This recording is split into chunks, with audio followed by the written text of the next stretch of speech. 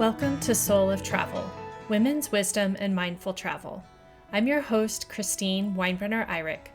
Each week, you'll hear me having soulful conversations with women who are tourism professionals, trailblazers, and community leaders around the world. They share their personal and professional journeys to inspire you, and their stories teach you how to become a more conscious traveler, live life aligned with your values, and create a positive impact. We are thought leaders, action takers, and heart-centered change makers, and this is the soul of travel.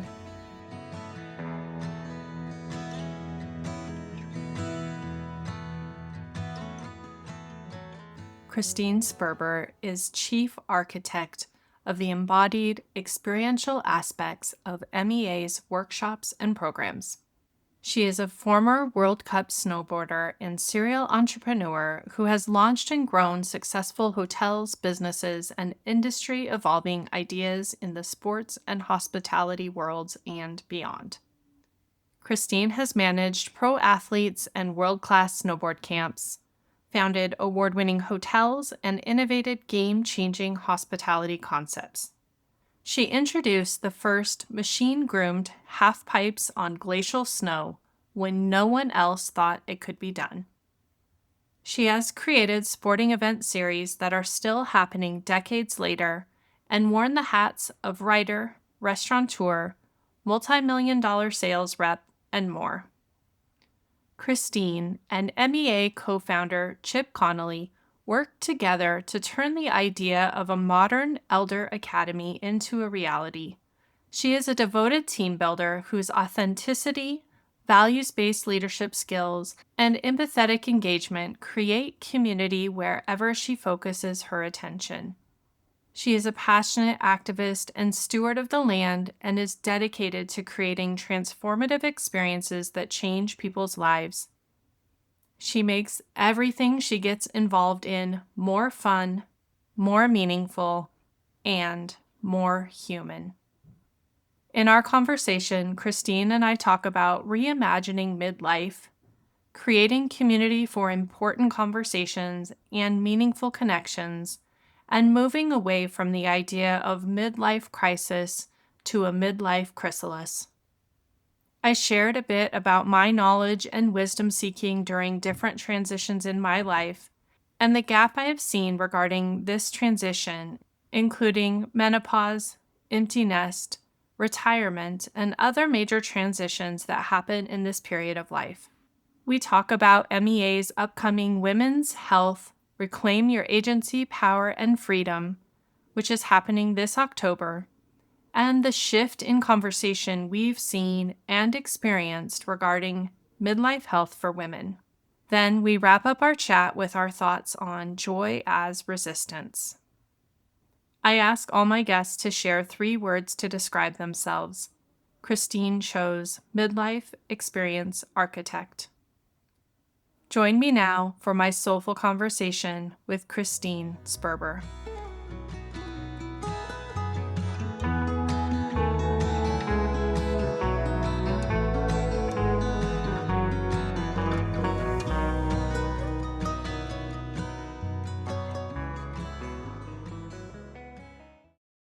Welcome to Soul of Travel podcast. I'm your host, Christine, and I am very excited today to be welcoming Christine Sperber, who is the co-founder of MEA, and this is your Christine Squared episode, which I'm super excited for as well. I was just sharing with Christine what a fan I am of your work, and that I feel kind of like a total groupie at a concert or something to be having this conversation. And as I was preparing, I was thinking, oh, if only we had like 3 hours, 5 hours, there's so much that we could get into. But either way, I'm really excited for this conversation and happy to welcome you to the podcast. Thank you. And it's a mutual admiration society. It goes both ways. I'm thrilled to be here, and thanks for having me. Thank you. Well, to begin, I am just going to let you introduce yourself, tell us a little bit more about who you are and the work that you're doing right now. Thank you. So currently, we are just about 8 years into launching MEA, the Modern Elder Academy, which was designed to reframe the idea of aging and let us really be intentional about what we wanted to do with what we call the second adulthood.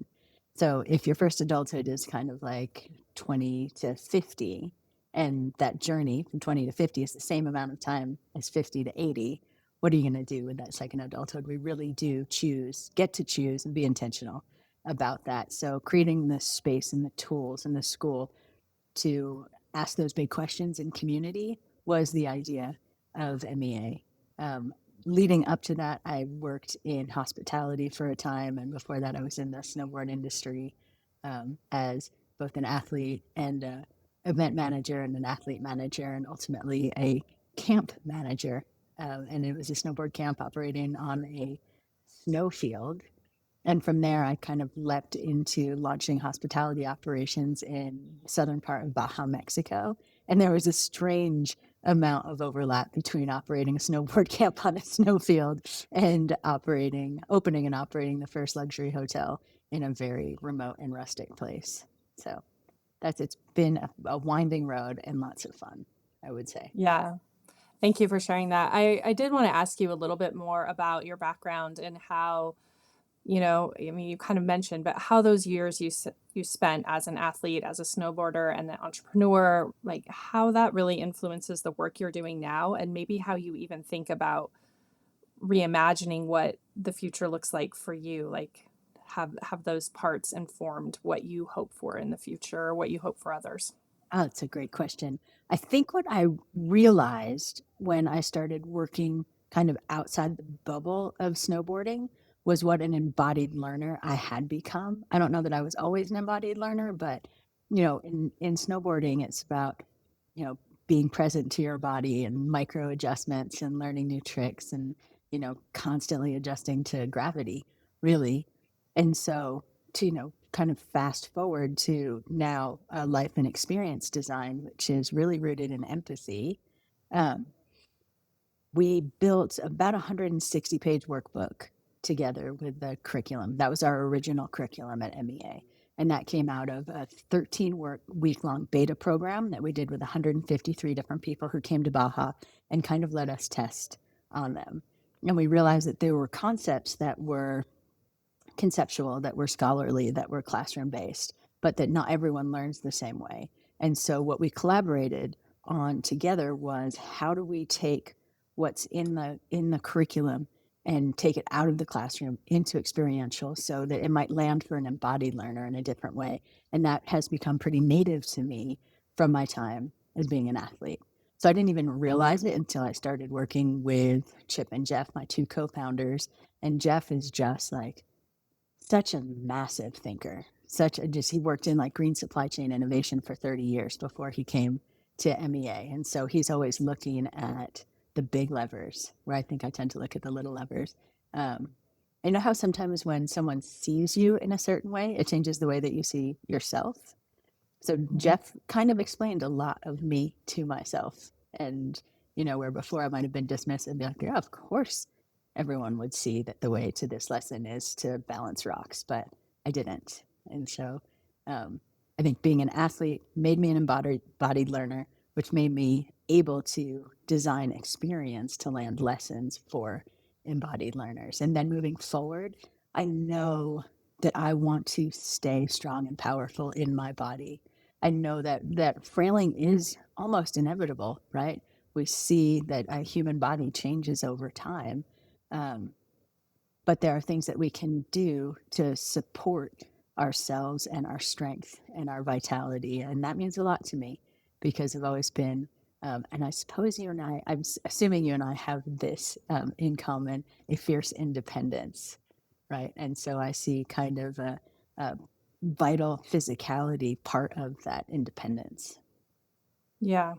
I think we'll probably tap more into that in the later moment in this conversation, but that definitely resonates with I think some of the transitions that I've faced in this moment because it is a very strong awareness that vitality and that independence might was like I took it for granted, and you come Sure. up against the realization that like it's not a given, and so I think that can be a very humbling moment Agreed. in our lives. Right. When you have like your first major injury or your back hurts for the first time, you're like, wait, what is happening? I can't just live Yes. on Fruit Loops. Yeah. Yeah. Oh, yes, such a disappointment.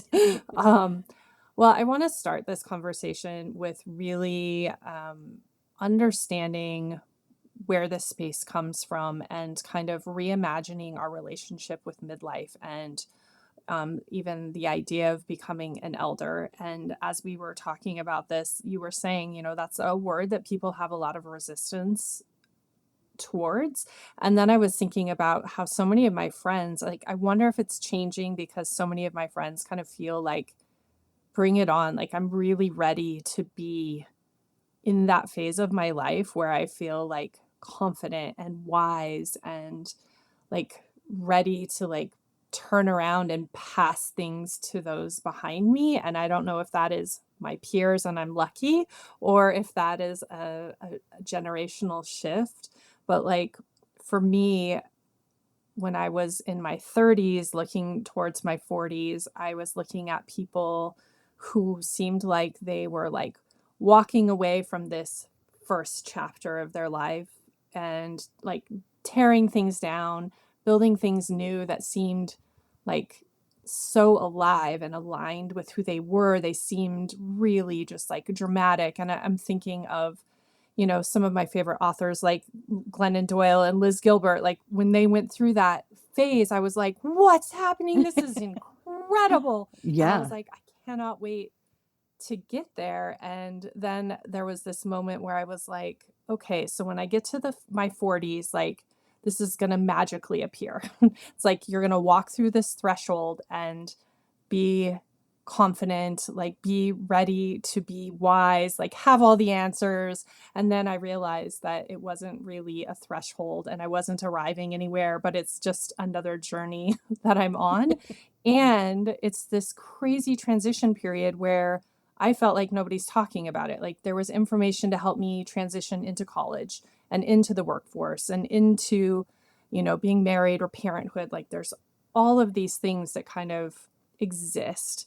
But as you transition into midlife, yeah, there's all these kind of reckonings and I have felt and see in my colleagues and friends like this untetheredness and we don't know where to grasp. And so when I saw MEA, I was like, ooh, these are conversations I want to be having and this looks like an incredible container. So what I really wanted to start with is just kind of understanding like why this is so important. Did you see that same thing that I did where it was like a lot of people didn't want to be associated with being in that category? Now people are maybe embodying, embracing, and ready, and also the struggle that people have in the transition maybe between the two spaces. Um, um, Absolutely amazing. You have nailed so much of the premise of MEA, which is, this midlife is this time just rife with transition. It is absolutely filled with emotional, physical, situational change, all of it. Our jobs often change, our relationships change, our bodies certainly change. We're facing empty nest for the first time, right? Many people. And if you look at other points in our lives that are so filled with change, we have built tools, schools, rituals, scaffolding to help us move through that. But midlife is kind of like, it's so ripe for a rebrand. When you say midlife, the next word that comes into almost everyone's mind is crisis, right? And it is not really the truth. It is not really the truth. As you said, you see these people just blooming, stepping into such incredible power and groundedness is kind of what I feel is like this different level of groundedness. But because we're so often doing this without a cohort, we're doing it alone because we've been focused on career or family or whatever it is that has subsumed like, from 25 to 50 often. What I see at MEA is so many people kind of showing up ripe to have these conversations, but without language to address what's going on, and certainly without community, right? So many, even third places have gone away, at least in US culture, and that a level of tenacity and focus it takes to raise a family, to have a community, to have a career, and then pick your head up and go like, wow, I'm alone. I'm without tools. I'm without schools. I'm without ritual. Without community. And those are all things that we know we use as a species, really, to move through thresholds, to move into next stages. So it was designed to create this space to have those conversations in community. I do have to say, we started almost 8 years ago. I'm 55 now, so I was kind of late 40s, and Chip saw this coming. His zeitgeist radar is unbelievable, and so for me, when he came and said, "I want to do this thing," and we played with a few different incarnations of what MEA would be before we ran through this beta, and really the research was this conversation was so resonant. This needed to exist. I thought coming from like an action sports, I lived in a ski town for 32 years. I was based out of Breckenridge. And I thought, quite honestly, quite transparently, everyone just wanted to retire. Like, why wouldn't you retire? Because then you have more time to ride your bike and more time for powder days. And it just seemed like ultimate freedom. And so I have a ton of respect for Chip. And I was like, okay, you see something cool and I'm on board. Um, and Sheryl Sandberg said, when someone offers you a seat on a rocket ship, you don't ask which seat, you just get on.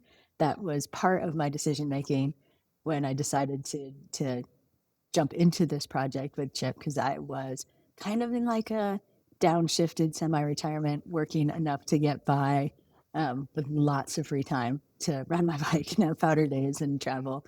Um, but the resonance of it was really undeniable. And I also saw the opportunity to create an engine for, I'd also been living in Pescadero, the town where we opened, which is on the Pacific coast of Baja, almost all the way down the peninsula, um, to create opportunity for a local community. And so really came at it from more of like a sustainable tourism lens, where Chip came at it from this social science. This is a conversation that needs to happen. I have to admit, I'm thrilled to admit actually that as I've evolved and my community has evolved over these last 8 years, I have aged right into our work. My community has aged into our work. I'm hearing from people, um, from action sports worlds, who are like, hey, I'm really thinking about purpose. I'm thinking about what my second half is going to look like. And I was really surprised to see that come to my community. And as like just personally, the last 8 years have been, I'm sorry, last year or so, year and a half, filled with almost every transition that we talk about at MEA, from health, right? I had my own like perimenopause into menopausal journey. I had a hip replacement, a total hip replacement last November, which I had no idea was in the cards. I'm part of that gray divorce wave. I got divorced about a year and a half ago. And so almost every single day, I'm using tools and language that have come out of conversations and thought leaders that have come and participated and collaborated with us at MEA. So I'm incredibly grateful that this is the work that I fell into kind of in the right time of my life. Yeah. It's been incredible. I think it's so great when people, I think often people build the thing they need for themselves. And you just, I guess, we're lucky to be building the thing you didn't know you needed yet. Absolutely. Absolutely. But then that synergy and that passion, because you know the value, because it's the thing you needed, like to be able to communicate that and bring people in, it's so great. Because I know for me, when I started my travel company, that I also have the thing that I would just look at people and kind of from a space of intuition, but also seeing myself in them. I just would look like at a travel event or something, I'd see this woman and be like, just say yes. Like, I can't even tell you why. I just know it's a yes, because it's this moment. And the thing that you said, which I love, because I have used this to convey who my like ideal traveler is so often, is women in the moment when they pick their head up. And Mm. not everyone knows what I mean, but that's exactly, I'm like, you're headlong in all of these things and you're kind of buried underneath. And all of a sudden, like you look up and you're like, where am I?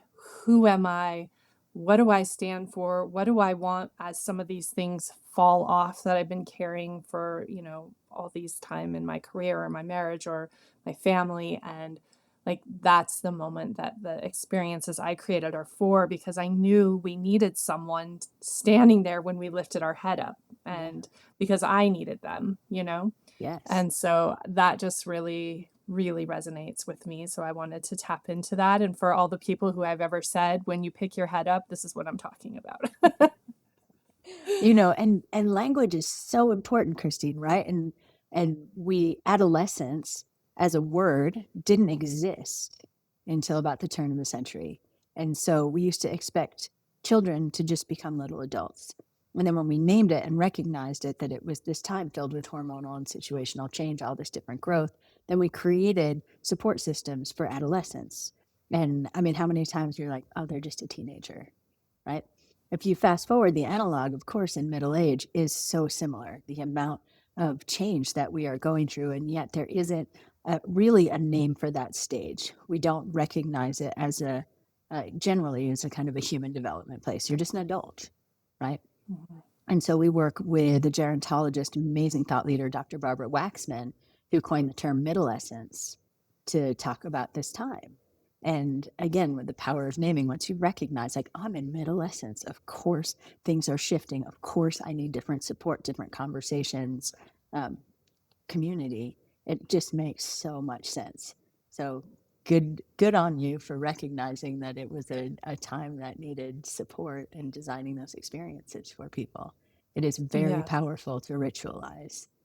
Yeah, It's I agree. And I think also this reframe that, we kind of started talking about here, and you had said, instead of midlife crisis, I love on your website and on the conversations of midlife chrysalis, which is the thing that I think, when my friends and I speak about it, like that's the thing we're excited about, right? Is this really embracing this as an opportunity for transformation. And the other language I love is the idea of like relevance mhm. and how important that is. And I guess probably almost 10 years ago when I moved to Colorado, I was a part of a chai group, and there were women of all different ages in the group.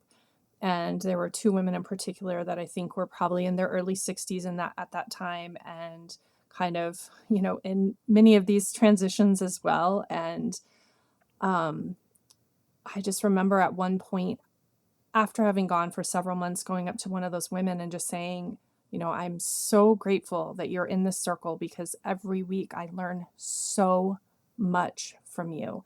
And she also worked in tourism and was just a mover and shaker. And she just was so bright and brilliant and passionate. And she just started crying and hugged me. She's like, I just thought I had nothing left to give anyone. And Wow. this is the moment she was in, was she's like, I wasn't seeing my value. And I was so heartbroken for her. I was also heartbroken for me 20 years down the road, thinking about what that would feel like. And this idea of wisdom keeping and sharing, and like what that looks like when you're at that point where that's when you actually have the most to give. And yet, like, our Western culture especially loves to tell women that that's when you have the least to offer. So I this idea of just really allowing this to be an incredible part of our journey instead of the beginning of the end, I think is so, so, so important. So I'd love to talk to you a little bit about like that energy of this space in life. Yeah. I mean, again, great question, right? Money and power continues to kind of cascade to the ever younger. We tend to lionize youth in our culture so much, and so we've really lost the importance of even emotional intelligence being of value. But I think it's kind of a two-headed snake, right? There's like the cultural implications of dismissing experience, and that's one thing I think we need to deal with on a culture level, and that comes from the idea of reframing even the word elder, which again, credit to Chip, he really tried to create a rebrand on elder and eldering. And then there's the personal reaction to it as well, and that which of course we can control. And I love the way that Liz Gilbert talked about this. Someone in one of our chats asked her about the idea of purpose, right? Because we do see, I would say that's the most common question that people have asked me when they come to MEA is like, okay, well, what's my purpose now? And we talk about kind of, the big P purpose, little P purpose. And what Liz said was, she doesn't think about it. She doesn't think about purpose as like a giant service project, but like almost micro, and I'm paraphrasing here and probably poorly because she's such an incredible intellect, but a series of little acts of service and how we show up in these little acts of service. And she told the story about being at a wedding and there was a elderly woman there who needed a ride to the train. And Elizabeth was like, I'll take you to the train. It's easy enough. And that moment gave her life for that day so much purpose. So I think sometimes there is a trap. I've seen people falling into this trap as we age out of traditional caretaking and perhaps even like traditional roles of power in the workplace into feeling irrelevant. And I don't know that it's necessary. I think that this trap of like what I have to say and contribute has to be this gigantic lifetime of experience, which of course is valuable, but a ride to the train station sometimes is life changing for that single day. And maybe that's the platform. Maybe those are like the micro steps that get us to reimagine the way that we show up for each other. Mm-hmm. On a culture level, it's obviously a much, much bigger conversation. And I do feel like social media, for all its ills, has some really great opportunities to change the conversation about midlife and beyond, particularly for women, right? Like there's such, I just appreciate the dark humor that, definitely the algorithm is serving me on Instagram, for example. I'm following all of the menopause, all of the doctors who aged into their own perimenopause and menopause and realized that they were doing that without a lot of training. Dr. Suzanne Gilberg is my thought partner for MEA. She's a voice in that group. Dr. Mary Claire Haber, incredible Dr. Stacy Sims, really thinking about what it means to be aging in a female body. And then I think from following them, I kind of end up on some of the dark humor sites. Have you seen it's like the We Don't Give a F Club or something? It's hilarious. Things we do not care about Mm-hmm. anymore. I'll have to send you the link. It has given me so much joy. Um, but yeah, the conversation needs to shift absolutely on both a personal and cultural level because we're Yeah. missing inclusion and community and belonging, and also really great hard fought lessons that we could all benefit from. Yeah, I agree. I agree. And I do feel like it is shifting. And I think what you were saying too, the visibility of these voices that would have been silenced systematically, like they're there and we're hearing from them. And I think that gives us a lot of permission to just reimagine who we can be and what we can say and what can be important. And I do think I agree that, that in social media, especially when it serves you up what you're asking for, does become quite powerful. So I think, yes, I agree that can be really helpful in this time. You were just kind of talking about this, but one of the things I was really excited to see was this retreat you have in October coming up on women's health and reclaiming your agency and power and freedom. And um, I think like this is one of the most relevant conversations I'm having over and over and over again, and I'm having it everywhere.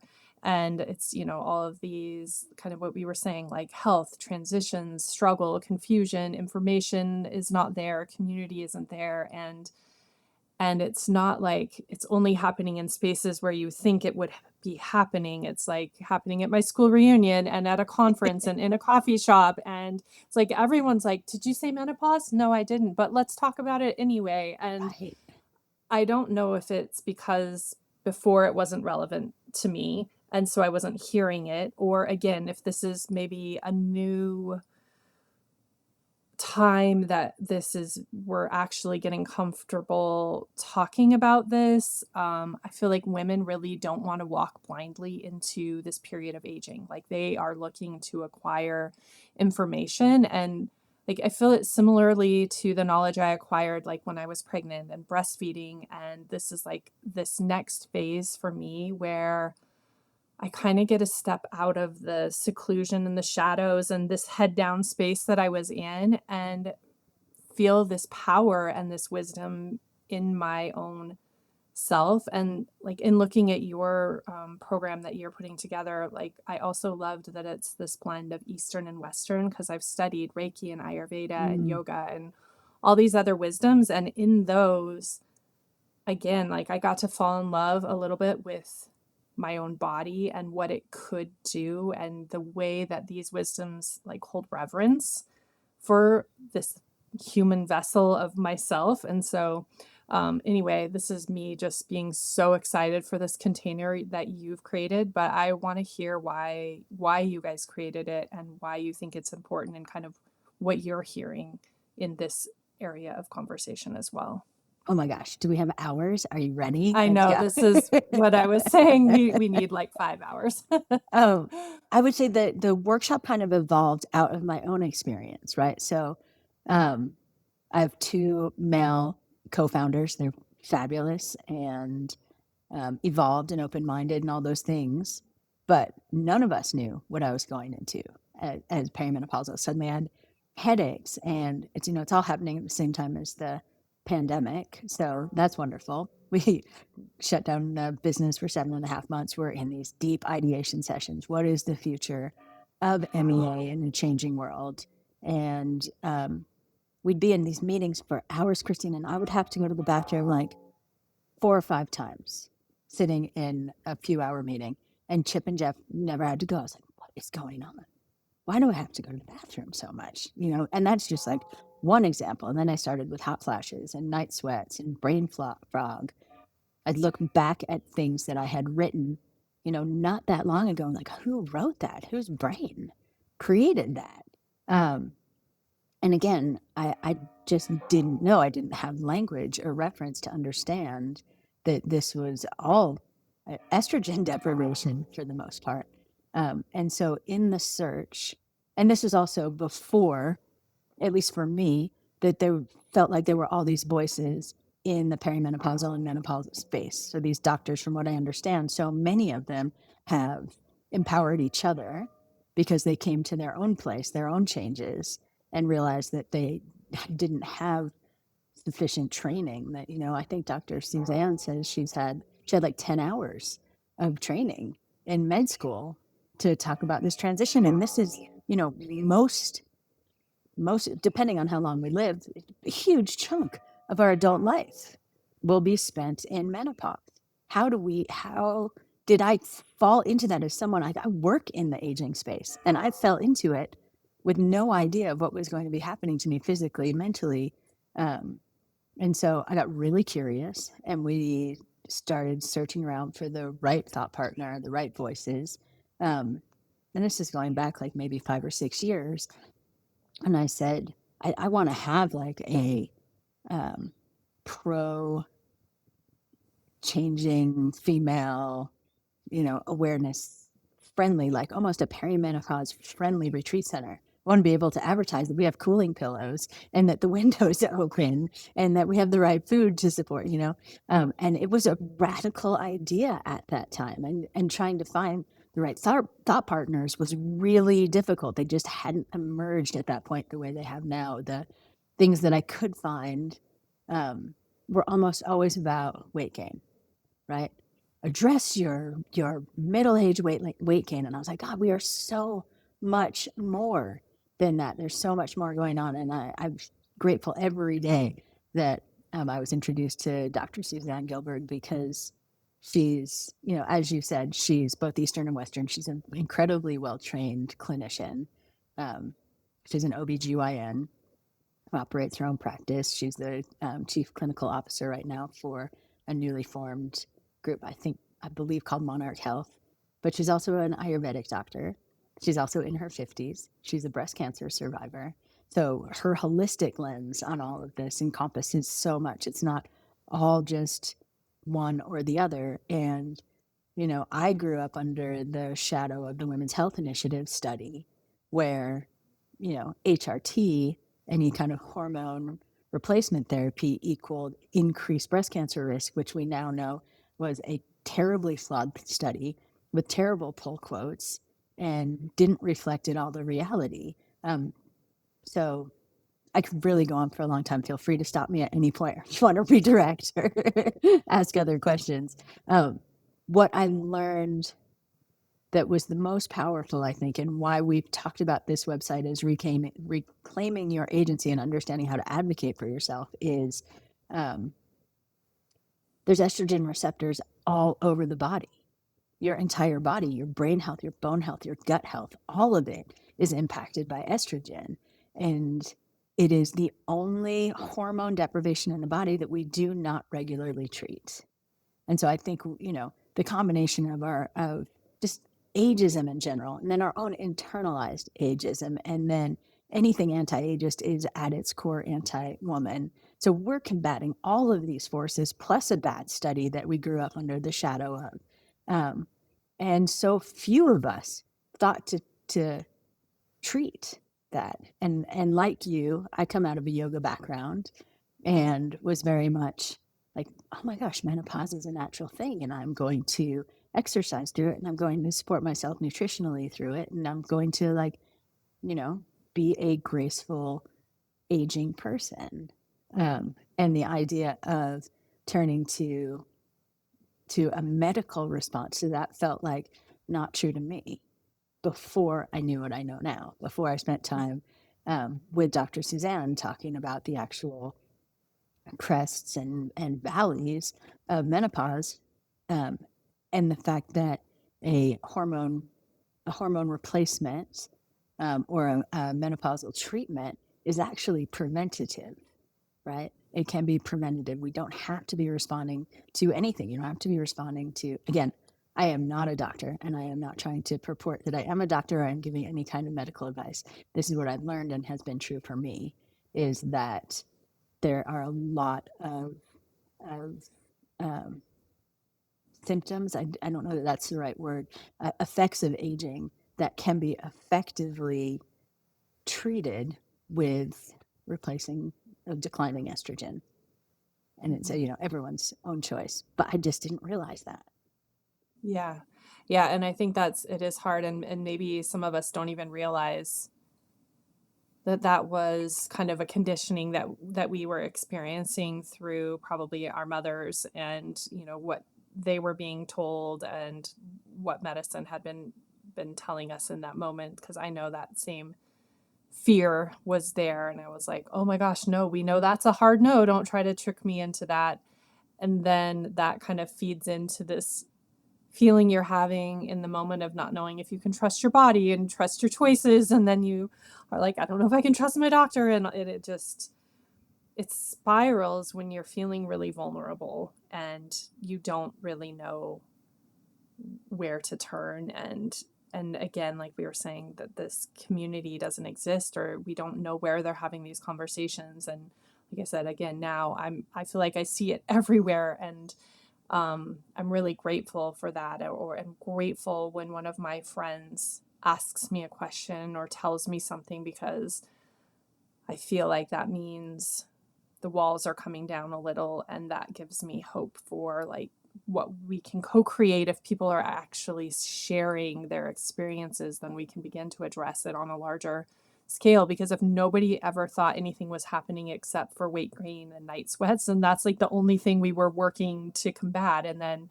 like you said, my friends will be like, what about headaches, what about brain fog, what about this, what about that, and we're like, oh, you too, you too, you too. Then it just shifts how we can like react to it collectively. Right, right. I mean, there's just so much stigma around aging, and then there wasn't language around perimenopause or menopause, or the fact that perimenopause can last 10 years long. I mean, I had no idea.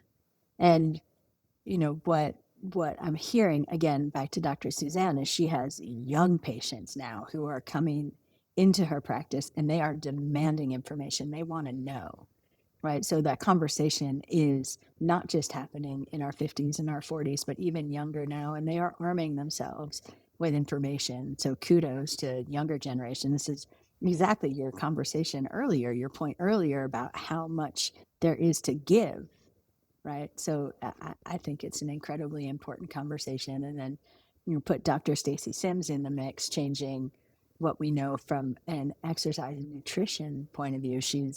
Are you familiar with Dr. Stacy Sims' work? Mm-mm, I'm Oh my not. gosh, I can't recommend her enough. Exercise physiologist talking about jump training, talking about lifting heavy weights. Really, there's things that we can do to change our outcomes right now, and we can start doing that years and years before we start to go through any kind of hormonal change. Yeah. But let's just Well, destigmatize. Let's just talk about it. There's no shame. It's totally normal. It's totally natural. So let's just do our best. yeah, I agree. So I'm really glad that we were able to do this. So I actually just wrote in my notes about trying to offer a space for this conversation for some of my peers in the industry and just peers in general, because I do think it's so important and it's something that is prevalent. I wanted to go next. I know you said when you were walking into MEA and you kind of had this idea of a sustainable travel lens and kind of looking at it from that perspective. And you talked about being in Pescadero. And um, I would love to talk a little bit about, beyond what MEA has done for the community of travelers and the community at large coming there.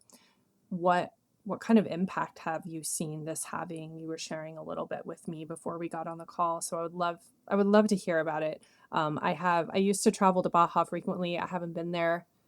I don't even want to add the numbers for how long it's been because that in itself says something. But um, yeah, I would just love to hear from you. Like, what do you see is on the other side of that as well? Because there has been an impact that you have been able to create as well. Yeah, I hope. Um, so Pescadero, I moved to Pescadero in 2008.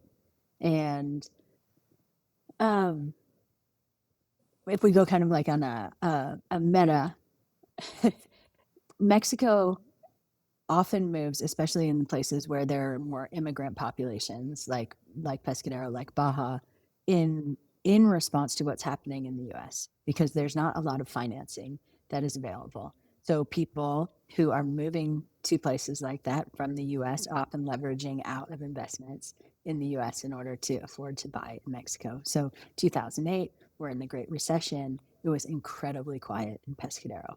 There were maybe 6 houses on the market. And I was told that was 2 or 3 years worth of inventory at that point. Things just weren't moving. It was quiet. I explored all over Baja on my like tiny little motorcycle, um, tumbleweeds, like deer in the street. I mean, just quiet, quiet, quiet. And it was a lovely, rustic, rural, kind of ag and fishing village. But what I saw in that time, as I started to make friends and I started to teach English in the community, is any kid with any ambition was leaving, right? And of course, parents want to see their children be able to thrive in their hometown, but the opportunity just wasn't there outside of like kind of fields and fishing. Um, and so I was part of creating a luxury property in 2000, end of 2009, 2010, and really through that experience of seeing what it meant to bring people into opportunity in their hometown, combined with meeting an educator in Todos Santos. She had spent her entire life as a teacher. And she said to me, "Don't tell me that you are creating jobs and you mean housekeepers and gardeners, because those are good jobs, but that's not going to do it. That's not enough. I need you to be creating managers. I need you to be mentoring and creating ladders for the kids that are um, born and raised here to really succeed here." And it's so no nonsense. You look at it now and you're like, oh yeah, of course that's how it should be. But you look at so many businesses especially in emerging places in Mexico, have a workforce of locals, and then they import management. Um, And so I really have challenged myself in my time working in Mexico and in Pescadero to create those opportunities. Um, Really interesting at that first project. There were people that were working at that hotel who were putting, water and power into their homes for the first time ever with the money that they were making at the hotel. So it can be a challenge to service a luxury clientele with someone who goes home to a dirt floor, right? Both the challenges that that can be for that worker to see how other people live. You want to really be mindful. I want to be mindful always of that, the impact on mental health that that can have for someone, right? Um, and so treating people with dignity and respect and creating opportunity for anyone that you bring into that kind of life, I think is just paramount. And so when we started MEA, I said to Chip, I really want to be a part of an economic engine here in Pescadero. I want to make sure that we're creating opportunity. He was right on board. Let's have a North Star of creating a thriving middle class here in Pescadero. And the first budget that I brought him, I'd been working in Mexico. Chip hadn't been working in Mexico before. And so I brought him a budget and I said, I cannot justify these salaries locally, but they're fair. I promise you they're fair, but you could pay a lot less. We could pay a lot less than this. And Chip was like, right on board, let's do it. And so I've always felt really proud, particularly of that project, our first campus in Baja, because I know that we treated people with fairness and people Yeah. stay for a long time. And it changes the way that they show up. It changes the Mhm. way that they show up for the guests. And then um, there is Dacker Keltner's work around awe. He's one of our guest faculties, the founder of the Greater Good Science Center, and world's foremost scholar in the human experience of the contemplation of vast mystery. Like, nobody also told me that that could be my job. I think that would have changed my life if anyone had ever said, you can grow up and be a scholar of awe. Anyway, Dacker is one of our neighbors in Pescadero and one of our guest faculty, and he talks about the 8 different ways, from his kind of massive global study that we experience awe as humans. And the number one pathway is moral beauty.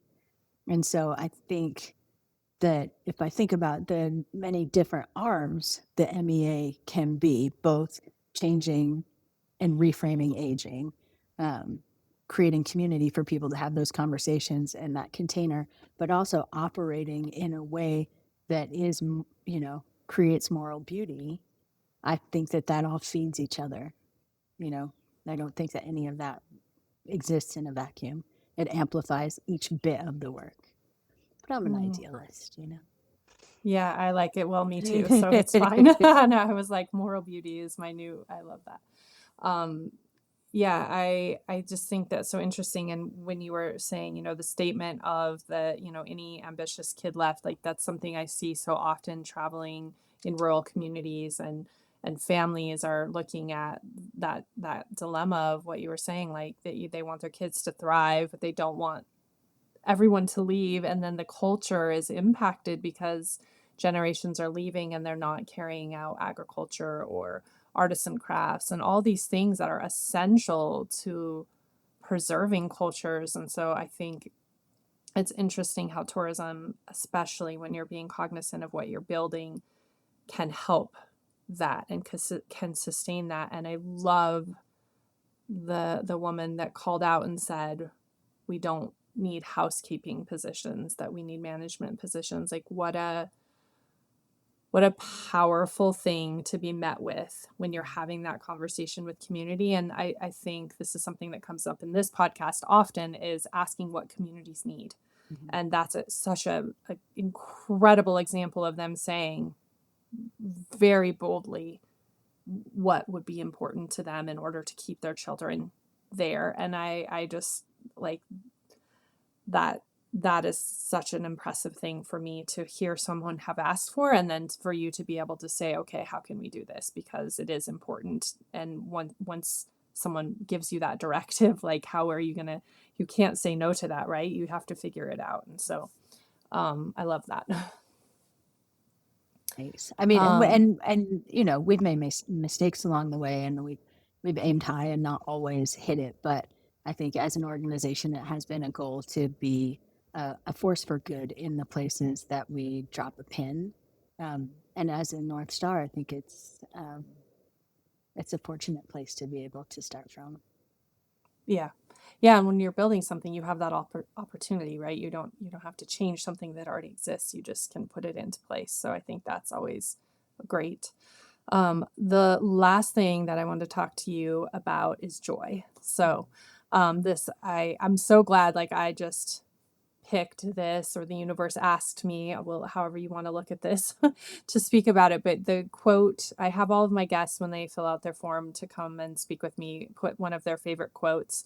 I love it because it gives me a little insight into what's important, gives me something to think about. And yours is one that has never been shared. So I was very excited. So first, I'm just going to read that, and then we're going Okay. to kind of jump into this next little conversation. The quote that you shared is, "Has joy any survival value in the operations of evolution? I suspect that it does. I suspect that the morose and fearful are doomed to quick extinction. Where there is no joy, there can be no courage, and without courage, all other virtues are useless." This is from Edward Abbey in Desert Solitaire, and um, I loved this so much. For me, the personal delivery of this quote to me was very valuable. So I appreciate it. And, I felt like, kind of in preparing for this conversation, that one of the things that it seems like MEA is doing is cultivating joy and helping us to understand that this can be a part of what some people might call our second act. We were talking about the idea of a second 50. Um, for me, like, joy has been something that I've really grappled with, and I have had moments where I'm like, "What am I feeling? I'm starting to panic. What is this thing?" And I was like, "Oh my god, it's joy! Get it out of here!" And I'm like, what is that response? That is insane. Yeah. And then as I was just preparing to talk to you, I had this little drop from the universe that was like, think about this story. And again, like, the things we're brought up with that maybe we don't notice we absorbed. But like, I grew up in this idea of, kids are starving in Africa. Yeah. These conversations about the trajectory of growth of human population and climate crisis, which was like thrown offhand. But I remember sitting in my classroom, I don't know at what age, like doing some quick math and being like, "Ooh, by 2020, we are in a hot mess." I was like, well, I wish I wouldn't have had that awareness at that point. But like, there was all of these impending threats that felt huge. And because I'm an empath, and because I'm all the things that I am, like, joy felt like it was a disservice to like the dire nature of the world, and that I wasn't being respectful to the place that we were if I embodied joy. And that it was like a Exactly. luxury for people who could like look away from these problems, like they were distanced, and so they could have joy. And so, like, that has kind of been where I've been. And then all of a sudden, this idea that joy might be resistance, especially in the time that we are in right now. Like, I don't know what that means yet. I still like get a gross feeling when I think about joy, which is a weird thing to say. Um, but it feels significant right now. And so I want to just kind of ask you a little bit why this quote is important to you, and have a conversation around the significance of joy in our lives. Gosh, I resonate with so much of what you just said, which is, if the world is a serious place and there is a lot of suffering, and the longer that we live, the more of it we're exposed to, and it's serious people who, you know, give a shit about our fellow humans, it almost feels shameful to be joyous sometimes. How dare I show up in joy? There's like a joy shame. Um, Mhm. and at the same time, I have always felt this kind of natural buoyance. I wake up in a good mood, you know, and I'm grateful for it. But it's felt almost embarrassing or um, inappropriate to be joyous in a world that's, yes, beautiful and incredible, but also, it is filled with suffering. So for me, this quote, when I found it, when I stumbled upon it, because early COVID, I took a kind of a 2 week time out and went to bed with books. And Desert Solitaire was one of the books that I went to bed with. Um, after it'd been a while since I'd read Abbey, and I'd always loved Edward Abbey for all his flaws. I've found a lot of the authors of my early youth have not held up well in current cultural conversations, but I think it's important not to throw the baby out with the bathwater. Um, the idea that joy actually gives us the foundation from which we're willing to fight. We're willing to fight the good fight because it makes it all worthwhile, right? Um, so it, for me, turned the idea of joy from something that was a bit of an embarrassment or a bit inappropriate to actually the foundation from which we can rise and create change. Yeah.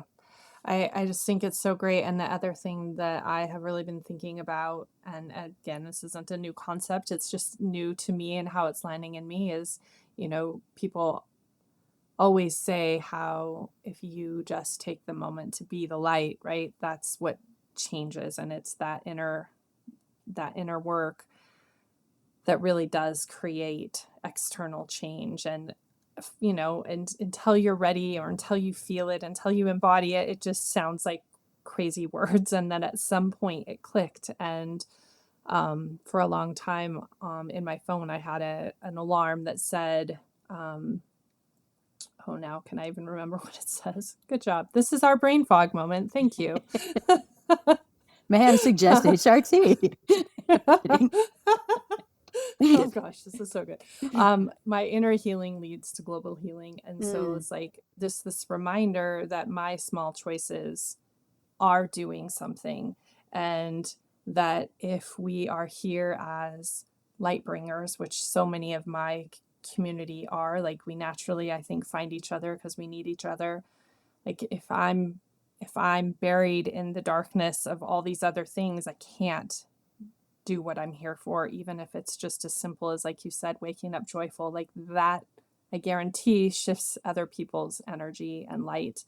And it's really important. And so I think just like acknowledging kind of what you were saying, what Elizabeth Gilbert was saying, like these micro actions and these micro moments, they are really the most important things that we can do. And if everybody is doing them, if a majority of us are doing them, it's creating such an important impact. And so this idea of creating a space for joy and creating a space for light, I think, is really powerful. And like I said, so many of us do this in our work in our own ways, no matter what that looks like, with awareness or not, that's what we're doing. I love this idea of just trying to think about how we can push this out into the world. yeah, I mean, it's a culture shift, right? And if you indulge me in like the most basic of stories, we had someone at MEA who was early days. We asked people like, what is the one change you can make today? Tiny change you could commit to today. And this is like a hard bitten New Yorker attorney litigator. And he wrote us after, like, I think he'd been gone for like 48 hours and had traveled home from Baja to New York. And he said, I can't believe this. My one thing that I committed to myself was I was going to smile at people. He's like, I'm a New Yorker. We don't smile at people. People think you're fucking crazy. Right. And he smiled at people the whole way home. And he's like, my entire experience was different. People smiled back. My whole travel day was different than any travel day I've ever had before.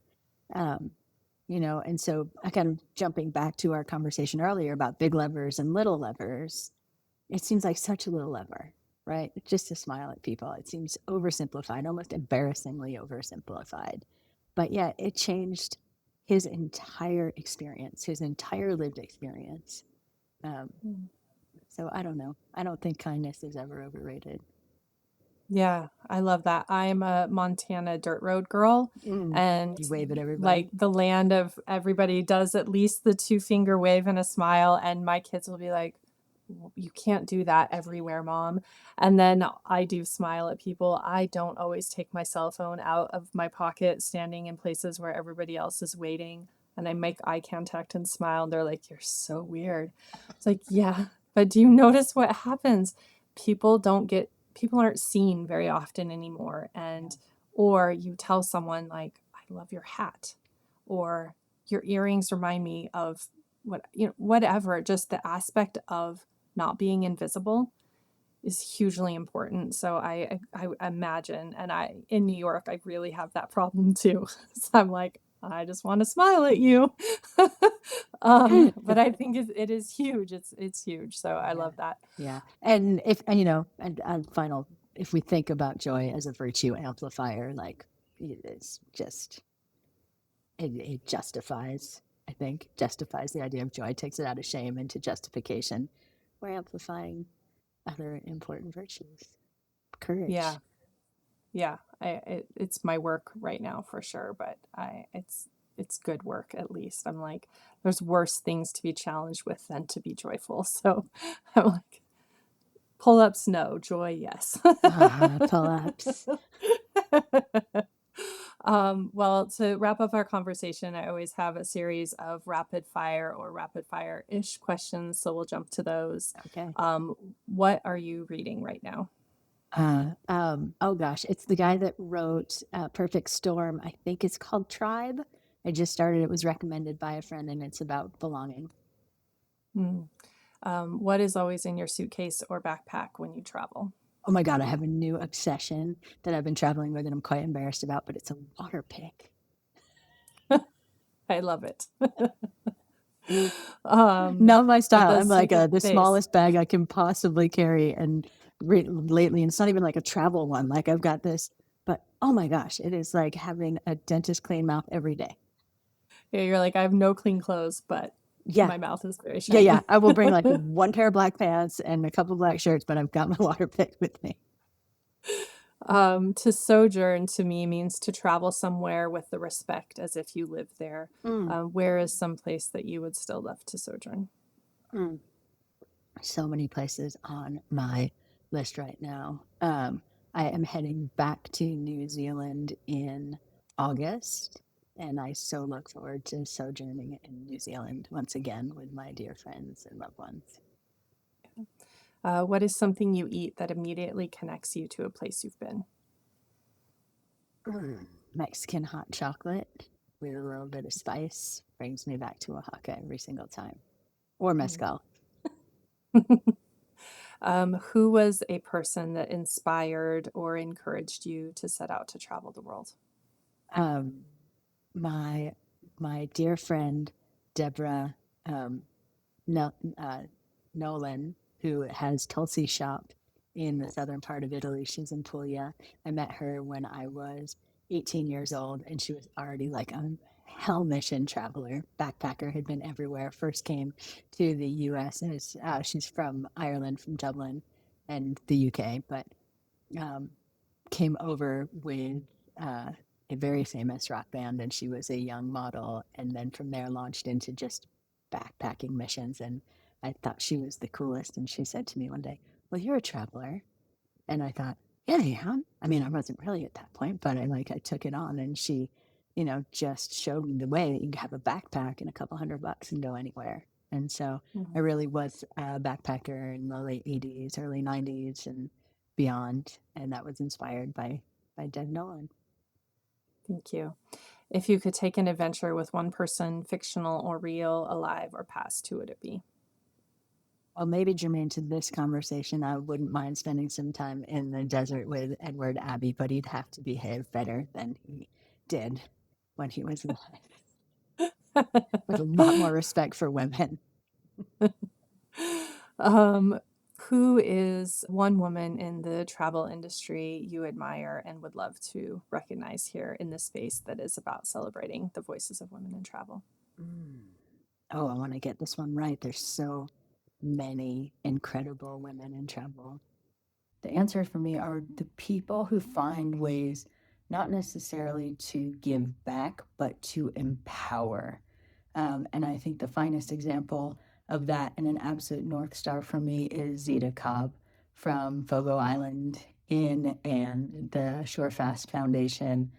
She saw a challenge with her own community, and she created an entire ecosystem to answer that challenge, to create opportunity on the island, to keep people on island, to keep them working and engaged. And I'm just absolutely in awe of what Zita Cobb has created. I had the amazing opportunity this upcoming year. I'll be going to Fogo Island for the first time after kind of obsessing about it for years and years and using it as a North Star for what I feel is kind of beyond responsible in travel and tourism. I'll be going with Barbara Groth, who is another North Star for me. She's the founder of the Nomadic School of Wonder, and we'll be putting on a workshop at Fogo in the early spring of 2026. And so I cannot wait to meet Zita. I really feel like it feels like a pilgrimage to me. And I really admire the idealists who put it into action. And that is who I aspire to be like. Yeah. Well, thank you. Well, thank you so much for this conversation. As I said, I was just so excited for it. And as usual, it never lets me down. But I really, really enjoyed this conversation and sharing this space with you. And I'm really, really excited to share it with our listeners. Thank you so much for having me. And we are on such parallel paths right now. So Yeah. it's great to meet you. And please come. My week with Dr. Suzanne is October 13th through 18th, I believe. And I would love to have you there as my guest if you can make the time. So please let me know. Thank you. Thank you so much.